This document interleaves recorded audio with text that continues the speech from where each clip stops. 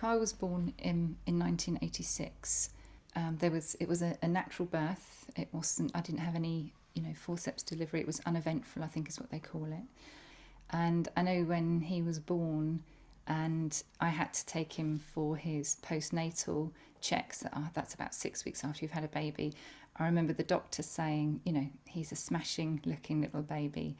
And I thought it was quite unusual for a doctor to kind of comment on that. But he thought Kyle was a really, really handsome little chap. I said in the early days he was fine. He just kind of developed normally, and there was no. Well, I had no sort of doubt in my mind that there was anything wrong. I think when he was about 6-7 months, he was saying, mama, dada, baba, and they're all the kind of typical words that babies say around about that age. And there was lots of eye contact. He liked to be picked up. He liked cuddles. He wasn't very good at being left. I couldn't leave the room. I mean, he would scream if I left the room. And he wasn't a great sleeper. So I just thought, I just put it down to that he was a boy, and he was, that was just the way he was. Kyle had an older brother who's 13 and a half months older than Kyle. So there's 13 and a half months between Kyle and Lewis. So effectively I did have like two babies really, I suppose. And Harriet came along 2 3/4 years after Kyle was born. So they were all quite close together. And I said it wasn't until Kyle was about 15-16 months, I would say, when I started to notice a difference in the way that Kyle was developing compared to Lewis. So by 15 months, Lewis was walking, saying quite a few bits, he wasn't holding a conversation, but was certainly taking a lot more interest in the world and was pointing out, what's that kind of thing, and more curious. Where Kyle, even though Kyle did start speaking, and he did start speaking kind of from the age of 6 or 7 months, and he started to build a vocabulary.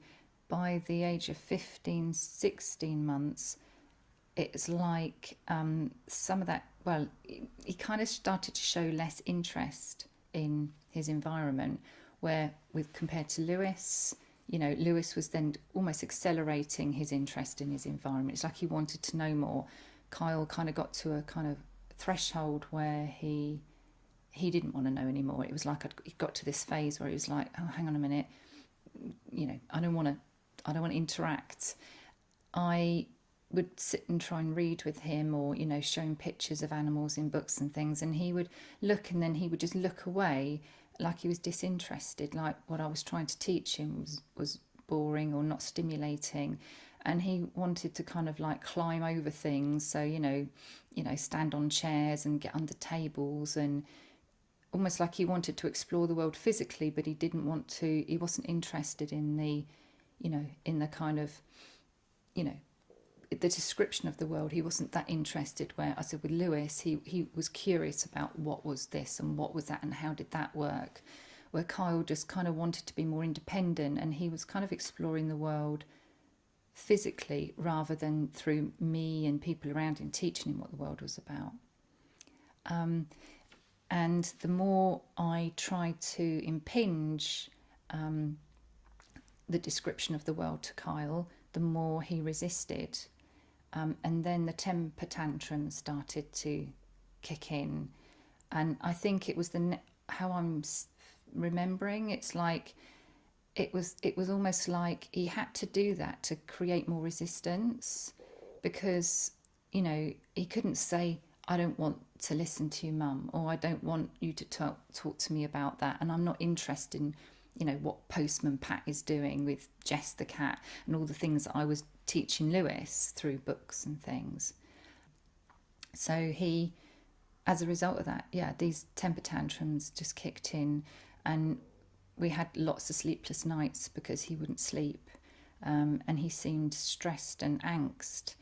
And then I would say probably By yeah, by about 18, 19 months, we went through a phase of about 3 days where Kyle seemed inconsolable.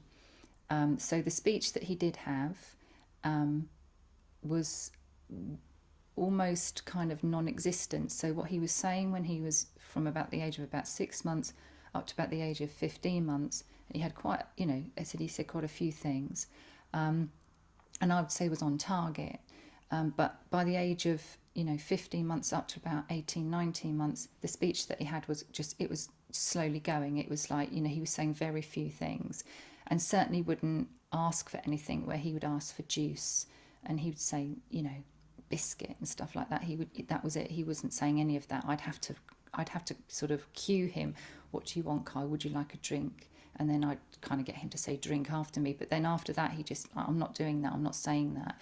So, and then, as I say, we got to about 18, 19 months. And then it was just horrific, because for about 3 days, Kyle just screamed, literally, from morning to night. And he wouldn't let me pick him up. He wouldn't let me cuddle him. He wouldn't let me console him in any way. He wouldn't allow me to divert his attention. So I tried to kind of, I don't know, put a video on or play a game where he might get interested, and that would kind of divert this screaming and this sort of anxiety that he seemed to be going through. We were living in Germany when this was happening. So my husband was in the army, so he spent a lot of time away. If I remember rightly, he'd just come back from a tour, and kind of walked into all this commotion, and I just sort of said, can you do something with him, because I'm running out of ideas. So we decided to take Kyle to the doctors, to see if the doctor could find anything, physically wrong with him. He didn't have a temperature. He, didn't have anything apparent that the doctor would consider as a virus or a bacterial infection, anything that was, that could be making him feel poorly. And the doctor kind of just said, Kyle's approaching the terrible twos. And so we kind of took him home and thought, right, okay, it's just a phase, he'll grow out of it. But then after those 3 days of relentless screaming, not wanting to eat, and I said he didn't sleep really for 3 days either. 3 nights he was just sort of throwing himself around in his bed like he was like rocking, but it was kind of like quite violent, sort of kind of a rocking, and again wouldn't let me console him. I'd never seen anything quite like it before. And within that 3 days, and this took 3 days, this whole sort of traumatic kind of like, I don't even know if I could call it regression. I mean, I suppose because even, I don't know, whatever it was that went on, took 3 days to kind of, from start to finish, from Kyle being present in this world, giving me eye contact, and the words that he did have, that did remain, after 3 days, everything had gone. So I had no eye contact. The screaming did stop, but the sleepless nights didn't. But as I said, it's like somebody came along and just turned the light off, or like a dimmer switch. That's how the best way I can describe it. It was like gradually the light went, and it was like a dimmer switch was being turned off, and then Carl seemed to be like a million miles away. It was like I couldn't get through to him in any shape or form. I say he wouldn't look at me. He wouldn't let anybody touch him. And he just wanted to play, well, not even play, but kind of, he would get under tables, and he would find a cupboard or stuff like that. I'd have to sort of think, well, where is he now? He'd got under the bed.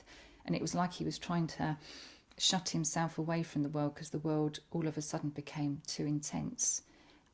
So the little boy, the young, toddler that I had before was a totally different child at the end of that kind of transition time, whatever that transition was about.